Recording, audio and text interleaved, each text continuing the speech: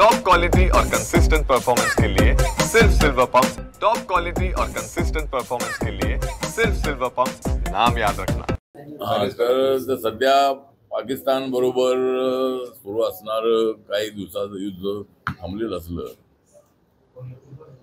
तरी माननीय नरेंद्र मोदीजी यांनी पाकिस्तानला दिला होता थ्रेट। नरेंद्र मोदी यांनी आठवड्याभरापूर्वीच पाकिस्तानला दिला होता थ्रेट, म्हणून नरेंद्र मोदीजी प्रधानमंत्री आहेत ग्रेट। नरेंद्र मोदी यांनी अत्यंत चांगली भूमिका घेतलेली आहे। अनेक वर्षांपासून पाकिस्तानचा हा जो आगाऊपणा होता, सातत्यानं या ठिकाणी आतंकवाद्यांना पाठवून पाक व्याप्त काश्मीरमध्ये आतंकवाद्यांना ट्रेनिंग देऊ, त्या ठिकाणच्या सरकारच्या वतीने आर्मीच्या वतीने त्यांना पूर्णपणे पाठबळ देण्याचं काम पाकिस्तानद्वारा होत होतं आणि हे सगळं उघड झालेलं आहे। आणि आपल्याला माहित आहे की 370 आर्टिकल हटल्यानंतर जो 2.5 ते 2.25 कोटीपर्यंतचे टुरिस्ट होते, ते टुरिस्ट सगळ्या जगभरातले आपल्या देशातले तिथे गेले आणि त्यांना कसली भीती वाटत नव्हती। आणि हे पाहून काश्मीरमधली जनता जी आहे, त्या ठिकाणी आपल्याला माहित आहे की इलेक्शन झाली त्यावेळेला त्या ठिकाणी विधानसभेला 60% पेक्षा जास्त मतदान झालं होतं। इतर देशामधल्या इतर राज्यामध्ये 55% 56% असे हे असायचं, पण जम्मू काश्मीरमध्ये 60% पेक्षा जास्त मतदान झालं होतं। त्यामुळे लोक जे आहे ते लोक अत्यंत डेमोक्रेसीला मानणारे सगळे तिथले मुस्लिम आणि सगळे हिंदू सगळे लोक होते आणि त्या ठिकाणच्या बेरोजगारांना रोजगार मिळू लागला होता।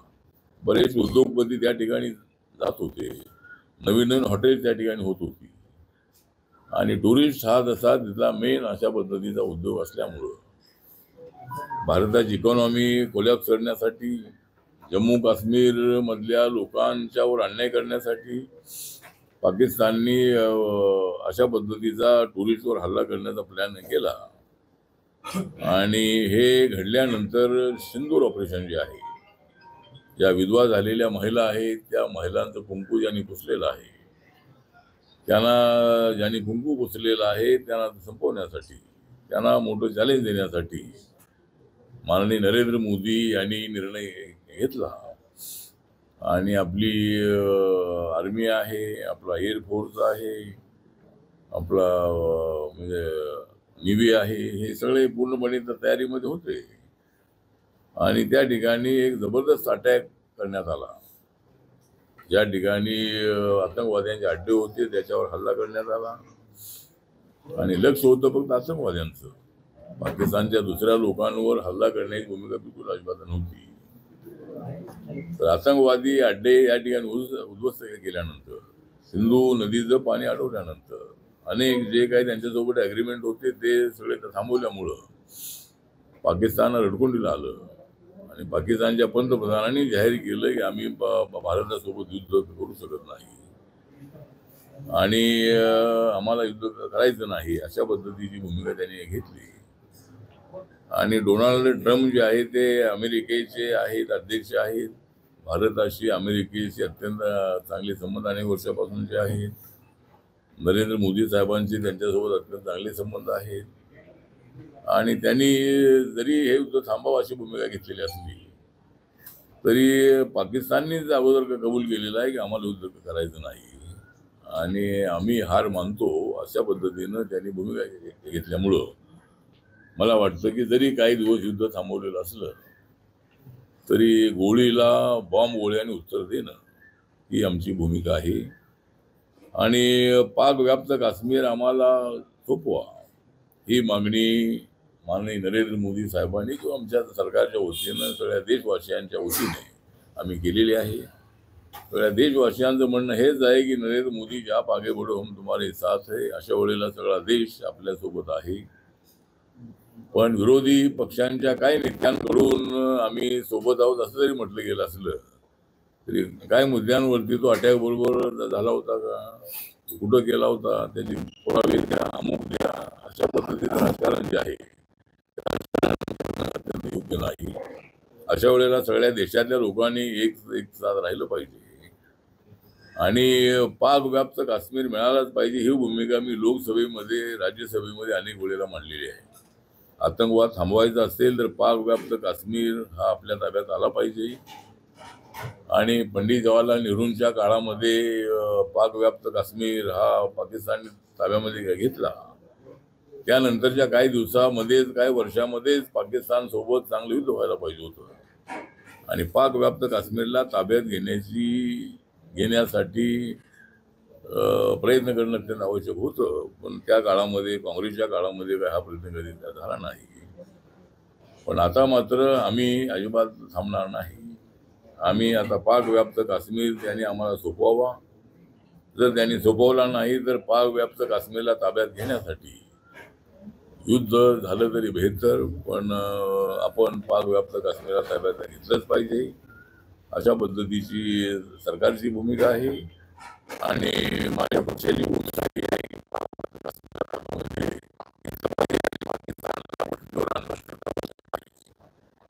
पाकिस्तान होते अध्यक्ष होते पाकिस्तानचे नरेंद्र मोदी यांनी आपल्या शपथविधीला त्यांना बोलावलं होतं, ते सुद्धा आले होते.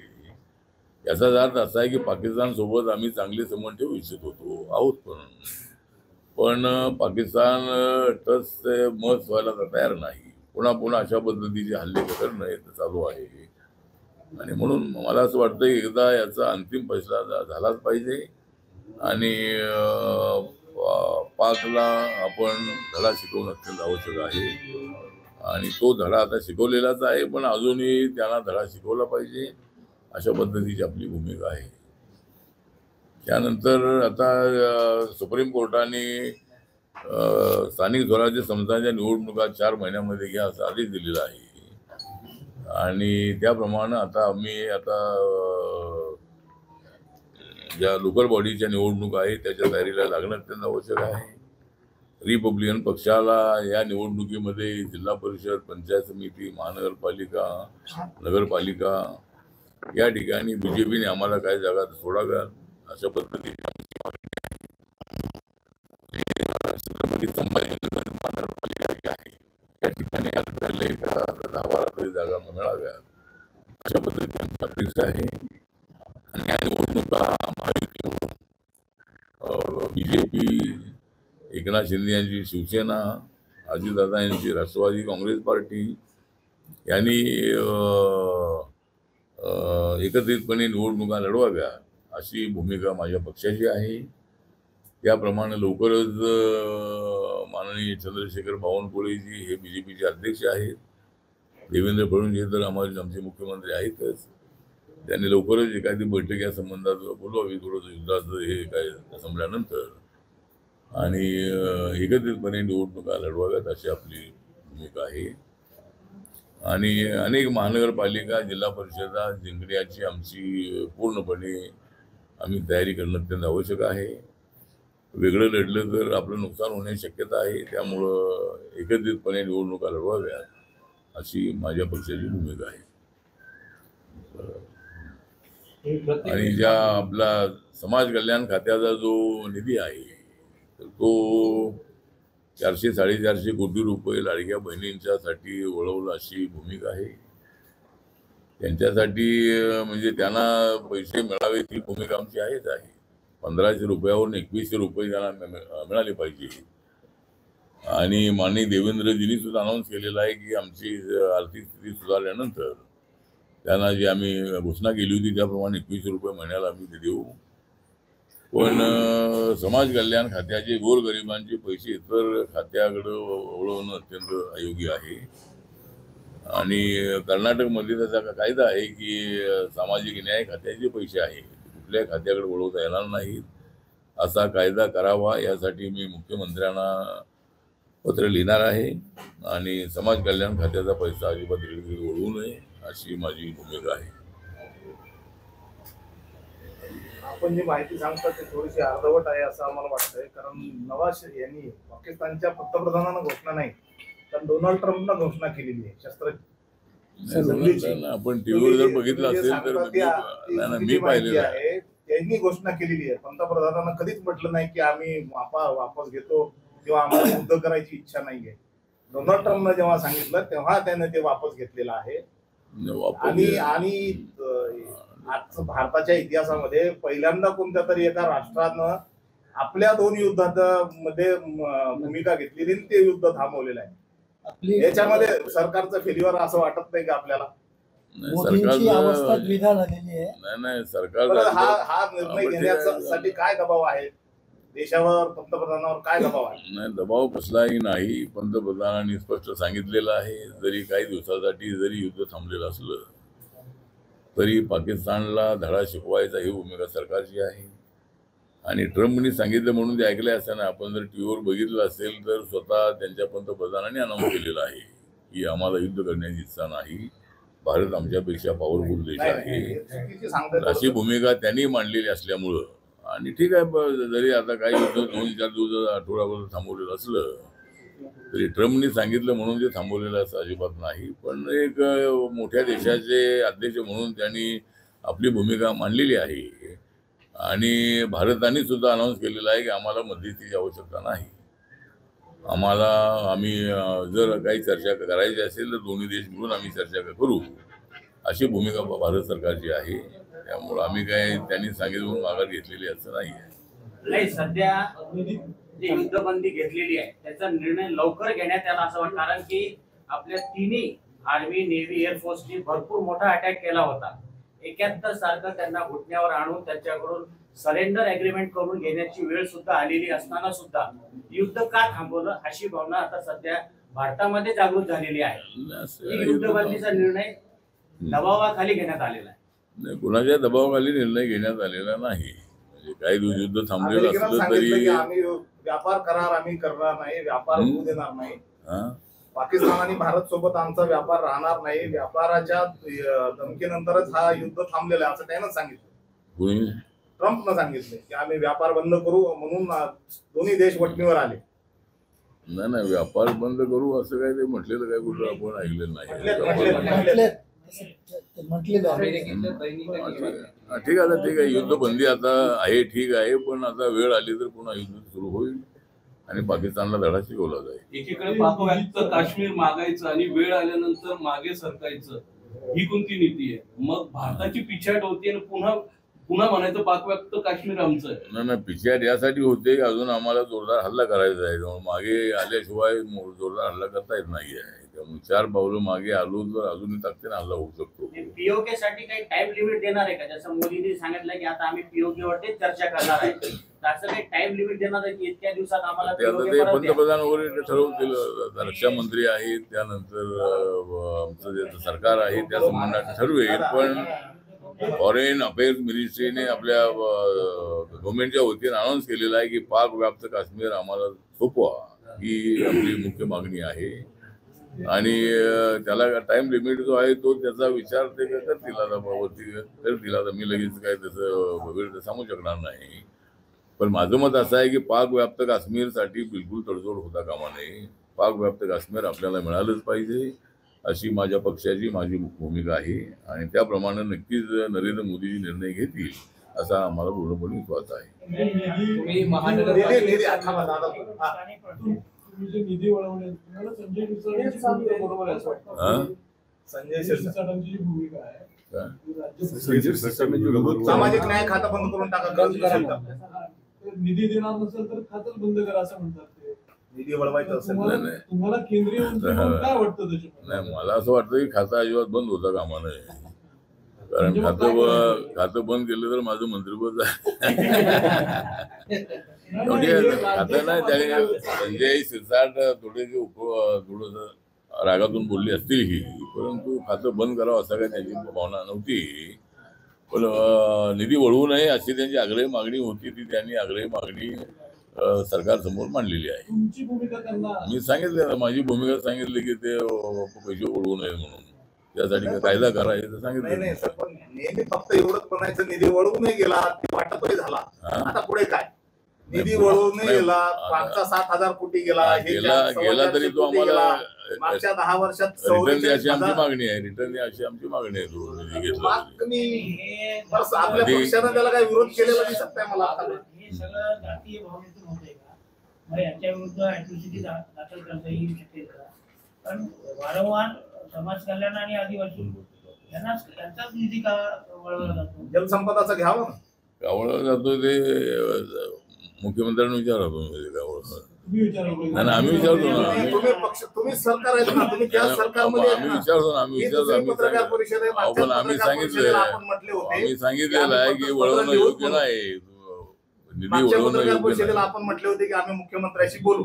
नाही बोलू हे ना दुसरी आपण. हे दुसरी पत्रकार आहे. आपण नाही, मतापत्र लिहू. मुख्यमंत्र्यांशी आपण बोललेलो आहोत आणि निधी वळवता कामाला ही भूमिका आम्ही अनेक वेळेला मांडलेली आहे. तरी तो वळवलेला हे गव्हर्नमेंटचा निर्णय चुकीचा आहे आणि त्यांनी जो पक्षानं वळवलेला त्याच्या विरोधात नियमाला काय भूमिका घेतली नाही, परत द्यावा अशी आमची आंदोलन भूमिका केलेलं आहे. नाही, काही मागणी केलेली नाही.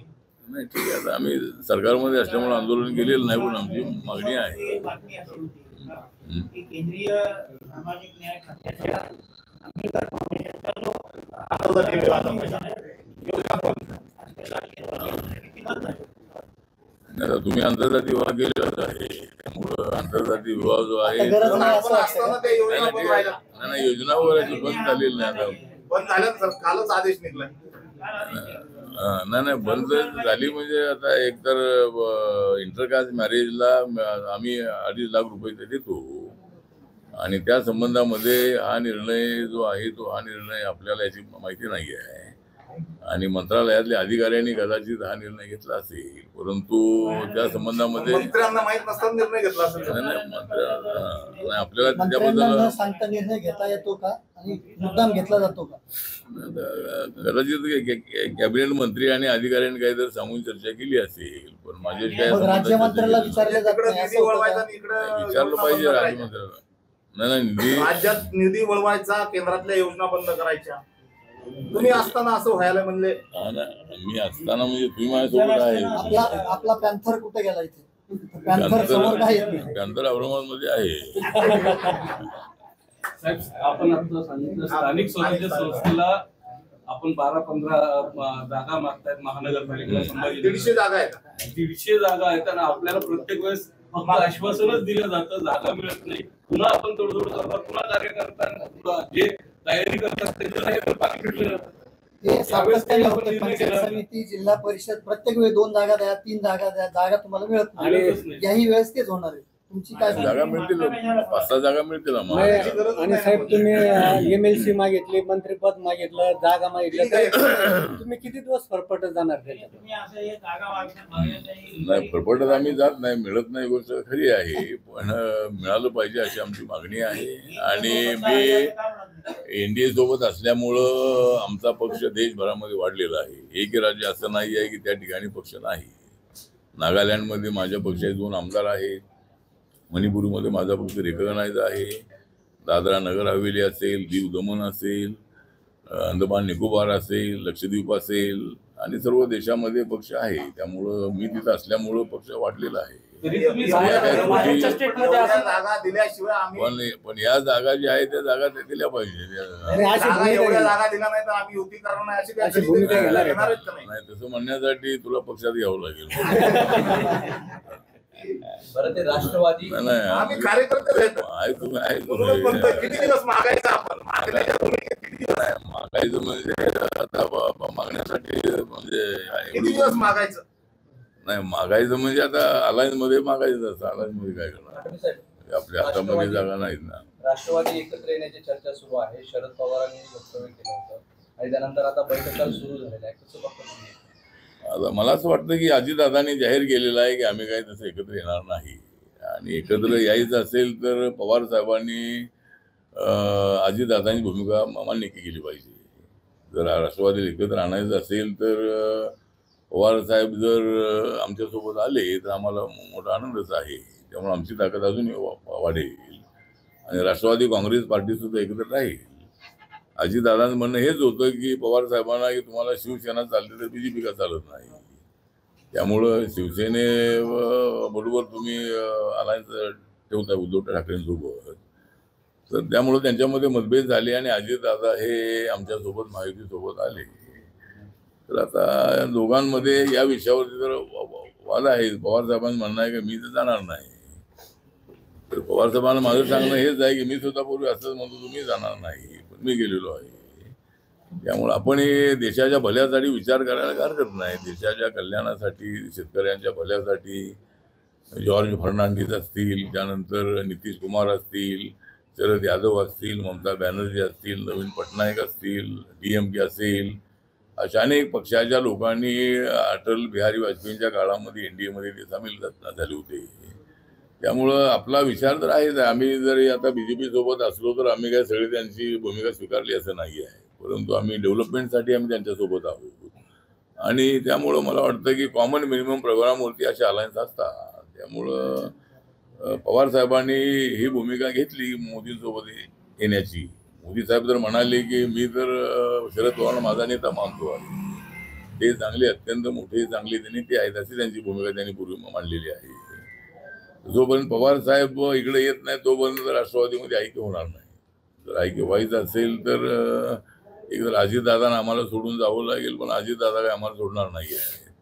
काय सोडणार नाही तर आम्ही त्यांना सोडणार नाही आहे. त्यामुळं अजितदादा आमच्यासोबत आहे. शेतकऱ्याची कर्जमाफी कधी करता? शेतकऱ्याची कर्जमाफी आपण शेतकऱ्याच्या हितासाठी गेले. विधानसभेत आश्वासन दिलं होतं आपण. नाही दिलं होतं ते मुख्यमंत्री, डेप्युटी मुख्यमंत्री बघतील त्यात. एकीकडे दोन्ही राष्ट्रवादी एकत्र येत आहेत, दोन्ही गट.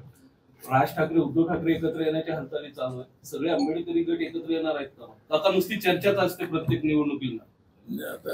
आता राज ठाकरे आणि उद्धव ठाकरे सुद्धा एकत्र येतील असं मला वाटत नाही.